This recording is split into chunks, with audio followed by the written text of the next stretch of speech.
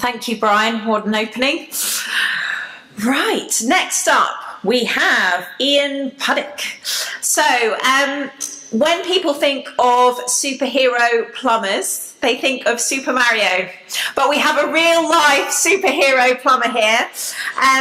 He runs a very successful plumbing company. He was an expert on BBC Rogue Traders. He is an expert on BBC Your Money. He also is the expert plumber on Sarah Beanie's show on Channel 4. Just to say, he wasn't a rogue trader, he's an expert on counteracting rogue traders.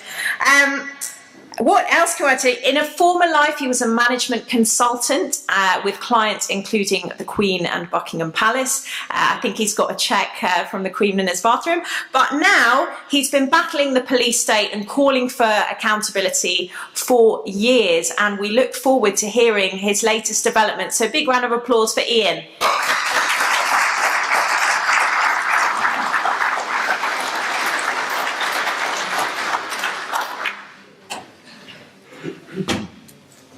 Thank you for such a warm welcome.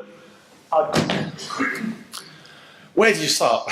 I've been arrested many, many times by the Counter-Terrorism Directorate. I've had my home raided. I've had my plumbing business raided by the Counter-Terrorism Directorate. I've even had my company accountants raided by the Counter-Terrorism Directorate. And all for one thing. This website here, Police Expenses.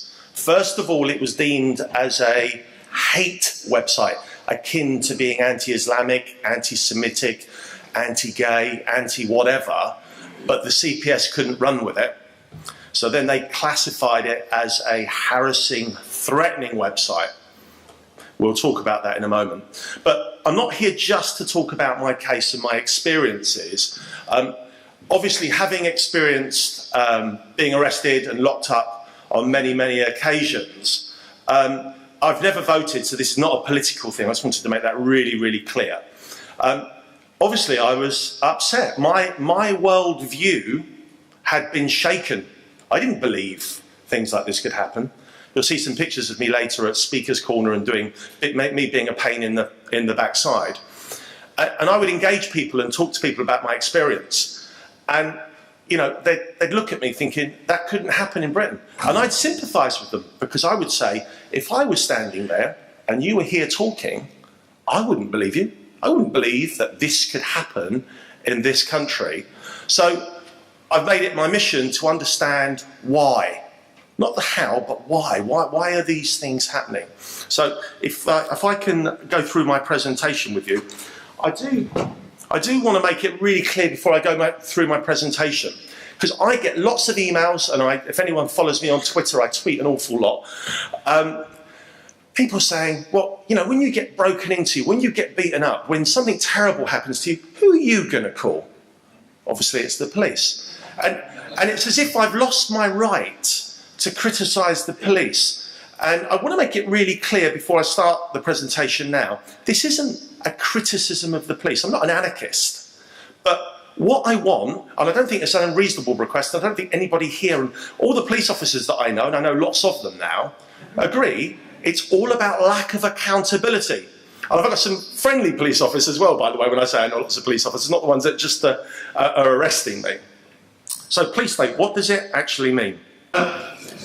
Basically, this slide speaks for itself. This is the common view. This is the view that I had largely. My parents certainly had this view. You know, the police are public servants and they are there to help us. So this presentation, sorry, before I got distracted by the slide, I'm not here to criticise the police. I'm not anti-police. Yes, if I got burgled, I would call the police. But that does not negate my right or anybody else's right to hold power to account in a respectful, democratic way, not shouting and swearing and calling and making threats, just in a respectful way, questioning behaviours. But more importantly, as you'll see from my presentation, those behaviours stem from the cultures within these organisations. So, the next slide. How do we get from Dixon of Dock Green to police officers armed up to the teeth, battering people, and to these two books here? Now, These are really interesting. I don't think I'd find them on many people's coffee tables, but this is Scotland Yard's cocaine connection. We'll be talking about that shortly. And this is the book that the Home Office tried, and the Met Police tried really, really hard to ban. It's called The Untouchables, and it is the Bible of police corruption. It is the Bible of police corruption. Now, when we talk about police corruption, I'm not talking about a police officer stopping his friend at the side of the road for speeding and saying, "I went to school with you, look, clip on the ear, don't do it again," and shoot off. I'm talking about huge, huge police corruption in as much as turning a blind eye to paedophilia, taking cash bribes. We're going to be showing you a slide of a detective superintendent that in 1986 was taking £100,000 cash bungs. In 1986. And Scotland Yard knew about it, and when they were held to account by World in Action, he retired on ill health and ran the marathon 6 months later. It's hilarious. You could make it up. Now, if you and I were involved in taking drugs, involved in selling drugs, in taking bungs from drug dealers, well, if it was me, I certainly wouldn't be here today. I'd be behind bars, but we wouldn't be retired on an enhanced police pension. It's outrageous. So it's all about the lack of accountability. I was speaking to a former special branch officer on Wednesday evening about my introduction. I was trying to think of something that is quite early in the morning that would be quite engaging and wake people up. And his job was within a small department within special branch. And at public meetings like this, not all of them, obviously, they would ascertain whether they should have an officer present to listen, not to monitor and take photographs of every single person and write lists, but just to gauge the feel of what's going on. And if anyone got up and said, you know, all sorts of terrible things, obviously their name would certainly go in the book. So all I was going to say is if there is anybody here present, please quote me accurately. That's all.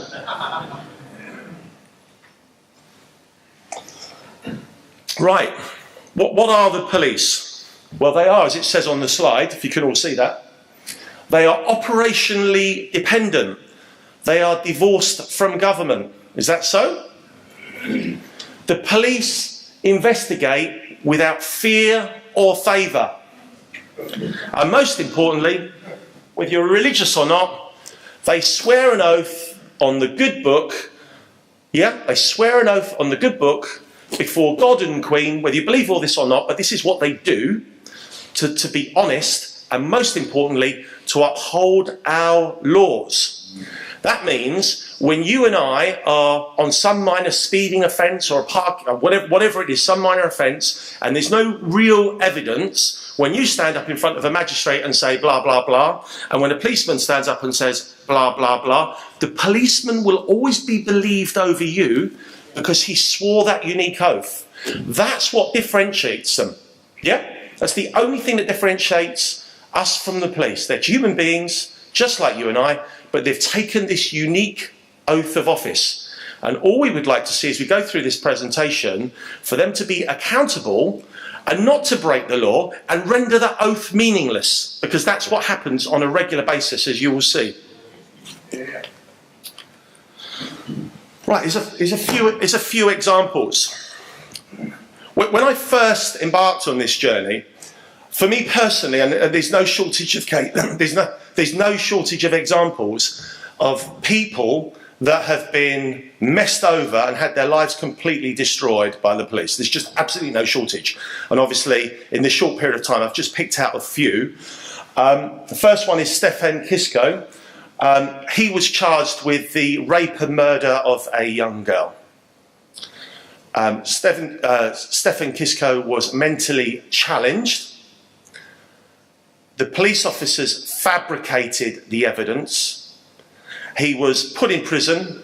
He was brutalised regularly in prison. I think he was tortured. I mean, it breaks my heart, this story. I just think it's so awful for someone with learning difficulties to have this label, because once you've got that label, it sticks, no smoke without fire and all that kind of stuff. Anyway, DNA evidence cleared him, and then it was investigated. The police officers that framed him knew that they framed him, the evidence in the police files proved that he was innocent. But he was another one off the street, another crime cleared up for these officers. But more importantly, what happened to those officers? Well, no, it was not so much nothing. They retired on enhanced police pensions. Now, I want to know a job, a career where I can go in, I can stuff somebody, get them banged up, and when I get busted, they say, pat on the back here, and look, just go away, here's some more money, and off you go. I want a job like that. It'd be great. It'd be easier than plumbing. Christopher Order. I know his sister Janet well, ex-paratrooper, fought in the Falklands, was involved in a pub brawl, was taken to a police station. He was beaten up by the police officers. It was caught on CCTV, and the police officers are heard discussing while he's lying on the floor what they should do with him.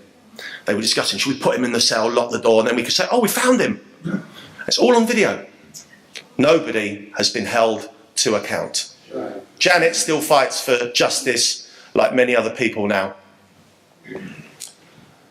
I tried to be representative here by just finding some just different ones. Pat Finucane, lawyer for the IRA, early knock on the door in the morning at his house. He's having breakfast with his wife and his children. Man comes in, puts 14 shots in his head in front of his wife and children. It was a policeman that killed them.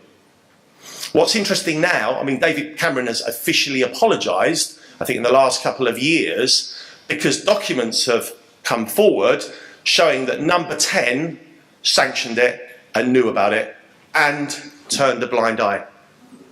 But going back to the question, this is a very political one, but going back to that, where's this independent police that is independent of government, that is operationally independent, that swears a unique oath to uphold the law? Sorry, we can't break the law, we can't do things like that. Where is that?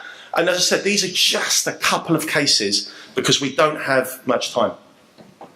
Deaths in custody. Deaths in custody. Since 1990 to now, we've got 1,505 deaths in custody. Police officers I know say, well, it does actually happen that people just die, they have a heart attack. People do genuinely die in custody. 1,500 of them? I suggest not. I suggest not. But more importantly, no one, not one person, has ever been held to account. And obviously in those figures is Christopher Order. This is my definition of a police state. Now, I believe we live in a police state, and this is my definition. When you say we live in a police state, people interpret that in different ways. People have a different meaning or understanding of what those words actually mean. Some people might think that it's a paramilitary force on the police, on the streets of London, on the streets of Manchester, on the streets of the UK. You know, you can't breathe, you can't blink.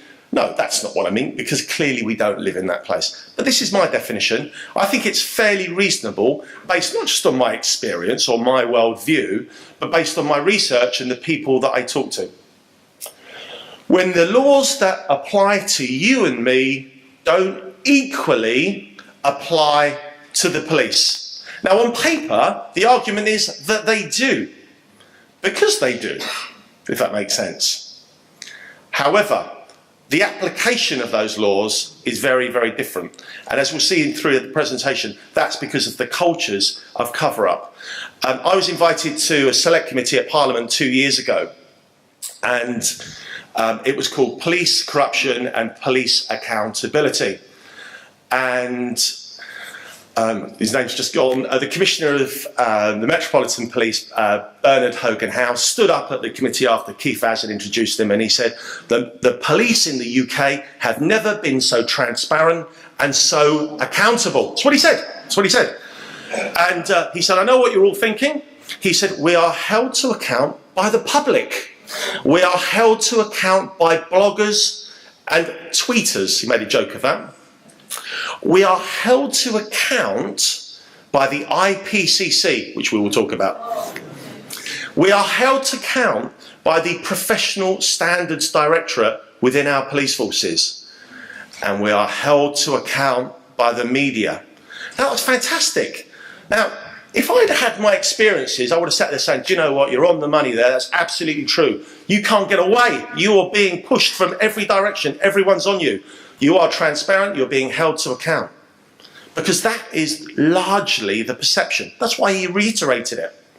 However, after his brief 10-minute summary on how wonderful and accountable the police are, Dr. Jane Westmoreland, a criminologist sanctioned by the Home Office, who had been looking at police corruption and accountability, had 30 minutes on the subject. It was very embarrassing for Mr. Hogan Howe. Her words were very simple. The police are unaccountable. She gave lots and lots of cases that she'd come across. The point is, the cultures within them, and these are her words, not mine, what the police ignore when they talk about corruption and accountability is the blue code. And what the blue code is, you're a good police officer doing the right thing or trying to do the right thing, and there's plenty of them, and it's the majority of them, to be quite frank.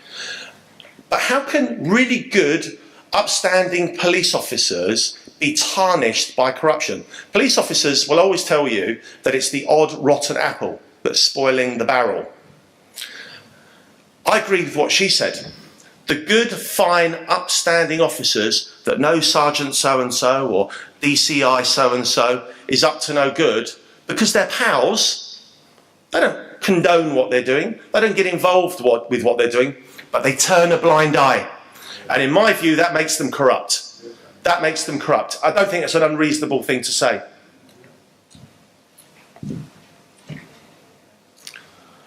How did I get involved with the police? All I can say is, up until 2009, I've been completely clean. Apart from parking tickets, my life was clean. It's a picture of my car when the police were tracking me using satellite technology. Remember, this isn't the Parks Police, this is the Counter-Terrorism Directorate. I had a domestic incident with my wife at the time and her boss, shall we say, no more than that. And however unpleasant that is, if I can be as frank as possible, these things happen, and they always will. It's not a crime. The incident between my wife and her boss, it's no more her boss's fault than it's my wife's. It takes two to tango. Obviously, I was very distressed when I found out, and I rang up the boss and asked for my wife to be moved, because she was his PA, while we tried to sort our personal affairs out. He says the F word and tells me where to go. It's fair enough, that's his right. So I ring up, he's the chief exec of the largest reinsurance company on the planet. So I ring up the chairman the next day and said, look, I'm causing any trouble whatsoever. This has happened. I accept these things happen, however unpleasant they are. But I'm just asking if it's possible, if my wife could be moved from working with this chap while we sort our personal affairs out. At some point, I'm not saying I want to move now, at some point in the future. That's what I did. From there, it gets very, very messy. The chap concerned reports me to his local police force for harassment, one for calling him, which I did, and then two for calling his boss, which I did. The local police force in Sussex turn around and say it's a civil matter, not a criminal matter, and refuse to get involved. They did the right thing. They upheld the law, and the sergeant in his notes actually said that that the chap concerned said that there was no last night tango in Paris, and that I'd made it up. That was the harassment. And the sergeant in his notes said there probably was, because why would I phone up and ask for my wife to be moved? Why would I do that? So the police were good there. A private security company were then called in by this firm that this chap worked for, and they then got the City of London police involved after Sussex police had said it was a civil matter. City of London police, and some strings were pulled, and we got the emails to prove it. City of London police launched the Counter-Terrorism Directorate on me, and they spent £1.5 million plus of your money and my money investigating me. It's called Operation Bohan. It's been debated in Parliament. Now, if I can be what's the time now? It's 10:30. If I can be as discreet as I possibly can, if this last tango in Paris between my wife and had occurred with the milkman, and I phoned the dairy, right, I wouldn't be up on this stage and we wouldn't be having this conversation. Is that fair? Can you see where I'm going? It's an abuse of power. So the police, I've been arrested many, many times. And for me, the marker in all this nonsense was the police took me to, I mean, I'm a big fella, overweight, old, but I'm not violent. I'm not a tough guy. I'm not aggressive. It's not in my nature. Absolutely not in my nature. The police brutalised me in a small room at Snow Hill Police Station. Now, I was just talking to some people at the bar last night and asking them when the last time they were afraid. When was the last time you were afraid? I don't mean nervous or anxious. The last time you were frightened. Well, the last time I was frightened was when I was a child. I get nervous. I'm nervous now. But when was the last time you were scared? For me, it was when I was a child. I came out of that police station in tears because I was thinking, who do I report these thugs to? Who do I report these police thugs that have just brutalised me in a small room? I know, I'll go to the IPCC, they'll hold them to account, they'll get an independent investigation. Well, what happened was the IPCC did investigate, the CCTV got wiped, and the two officers that took me into that room and brutalised me had amnesia.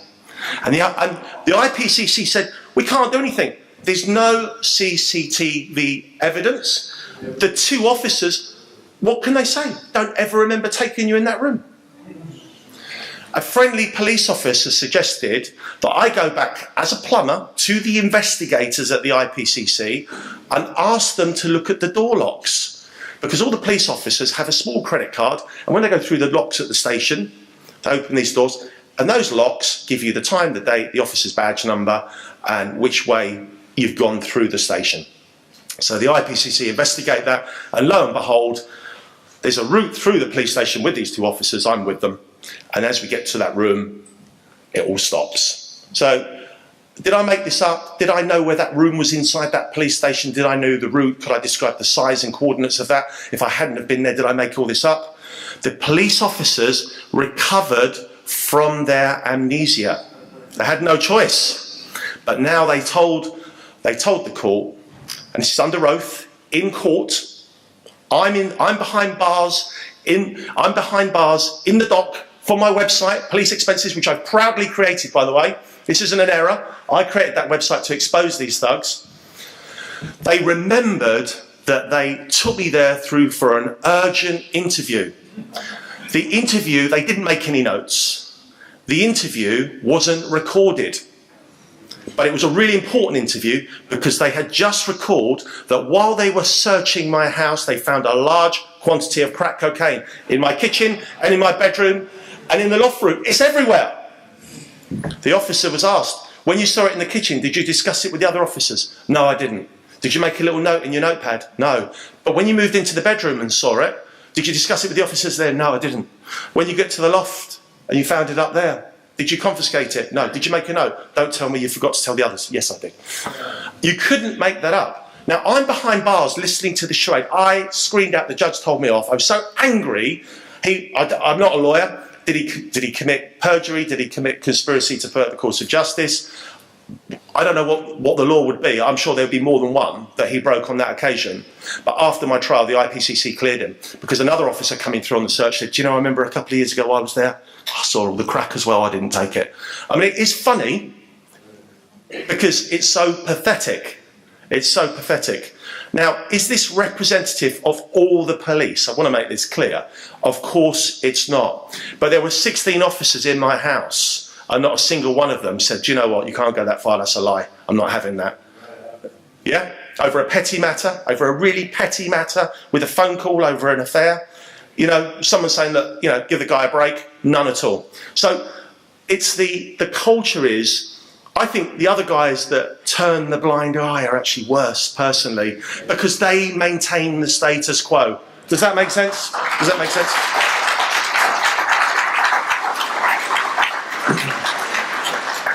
So this is what I did. This is what I did. I camped on Parliament Square with all the anti-war peace activists. I tell you what's quite funny is hardly any of them would speak to me because I turned up in my tweed jacket, copy of the Sunday Times, and they thought I was an undercover cop. It's absolutely true. It's absolutely true. It's absolutely true. What can I say? Perception. Yeah, grow my hair. No comment. It's me, a picture of Speaker's Corner. I go to Speaker's Corner every Sunday with my banners, all talking about the police. They would send undercover cops from City of London Police, not the Met. So I'm in the Met Police's jurisdiction. They would send counter-terrorist cops on a Sunday from City of London to listen to me. And they would try and go, and you can always tell who they were, because the public that were there going, huh? How can this happen? Huh? They're all shocked. And then you get someone in the office saying, who's this guy that's pulled all rank? And I'd say, it doesn't matter about him. This is about the police. The police had choices here. The police had a choice to be independent and to uphold the law, not to spend £1.5 million harassing and arresting someone for nothing. So it's about the police. It's all about the police. Anyway, they'd arrest me at Speaker's Corner. Then I wouldn't be charged. I mean, it's just absolute nonsense. You can't see this last lorry here. Obviously, I like to maintain my status as a non-law breaker, but I was so outraged at the time, someone or some people who decided to fight my cause, I'll say no more than that, put banners, 20-foot banners on every road bridge on the M25 saying police expenses on the North Circular Road. The police would take them down, or the Highways Agency, or whoever it was, and they used to ring my office saying, we've got your banner here, do you want to come and collect it? No, I'm too scared. Literally, I never collected any of them. So, but yeah, the banners would go up on the M25, they'd come down, they'd go back up again on the North. I just did everything that I could to get this into the public domain. I don't look like a terrorist, I'm not a terrorist, not even a small one, but I've gone to the media with all of this and said, what's going on? Can I speak to journalists? None of the media were interested. I have to say, Andrew Neil, when I wrote to him, he sent a journalist down from The Spectator who was fantastic. But other than the mainstream media, nobody was interested whatsoever. So I really do need to thank Alex G and Brian and his team at the UK column, because they gave me a voice when I was being oppressed and no one would listen to me. People thought I was mad, so I must thank them.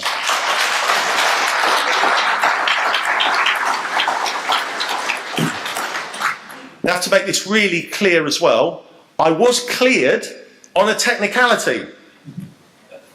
I was innocent. So, just to reiterate, you know, challenging the police and asking them to be they've already told us, the commissioner at the Met Police, Hogan House, has told us they've never ever been so transparent. Well, that's fantastic if it was true. So just as a member of the public, holding them to account and trying to expose their misdeeds, you shouldn't be criminalised for that. You shouldn't be criminalised for that. Not in any country. How did the police spend over 1.5 million investigating me? Well, at my trial, we had all of the documents from this private security company, a company called Kroll. So when you think of a private security company, we're talking about a little private eye looking at marriage infidelity, etc. These are the world's largest private eyes. They work for MI6. Benedict Hamilton, the managing director, called me and told me before my trial that they would F me like I had never been effed before. Now, how do I know that? Well, one, I got the call, and when I tell people, yeah, right, you're lying. Why would the managing director? He put it in his police statement that he called me and told me that they had deep, deep pockets, and basically they were going to mess with me. And I have to say about Benedict Hamilton from Kroll, he's an honest man. He kept his word. They did do me like I'd never been done before. They messed up my whole life. 3 months before my trial, for my website, Police Expenses, my home is broken into and all my court defence documents are stolen. Who would benefit from knowing what we were going to say? People say, oh, it doesn't matter, you had a copy. That's not the point. One, my privacy's been invaded, my home has been broken into. Who would benefit? the big companies involved. This isn't the police. This has got nothing to do with the infidelity of this chap. This is about the big companies, and I've made a huge fuss about this, trust me. These two companies here, Guy Carpenter and Kroll, they are two separate companies, but they are part of the same group, so they are sister companies. At board level, I made some very, very embarrassing allegations about corruption between them and City of London Police. And this was damage limitation from them saying, what's this guy going to say in court? What's the press going to say? How can we damage it? Easy. Don't worry, we'll find out what he's going to say in court. We'll just take the documents, and that's exactly what they did. When the Met Police came round and I told them the story and stuff, they didn't particularly care. Just the way that it works. It's a fun example, and this is absolutely real. There's a rude word in it, so please forgive me. I think you can all probably spot the rude word. A friend of mine very kindly has allowed me to use these. This is a professional photographer, David Hoffman, and David has built a career, sued the police countless times, never lost. And when they had like the poll tax riots, he wasn't standing up the edge taking pictures. He's actually in there 2 feet from the police officers and from the protesters taking pictures. And he gets battered, he gets beaten, and he knows how unaccountable they are. So I think in all the occasions that he's sued them, he has never lost. I know that for sure. This one has just been settled. At the last election, he put that poster in his window of his front room at his house in East London. David Cameron, I'm not trying to make a political point, but that's what he did. His door is broken down at 6 o'clock in the morning. A team raid his house. He is arrested on a public order offence for publishing a rude word of David Cameron. Now, if we go back to Dixon of Dock Green, would that have happened? The answer is we don't know, but I think the odds are no, it wouldn't have happened, if that makes sense. So this is David Hoffman. He made a big fuss about it. There's lots of articles about Hilly's escapades on the internet.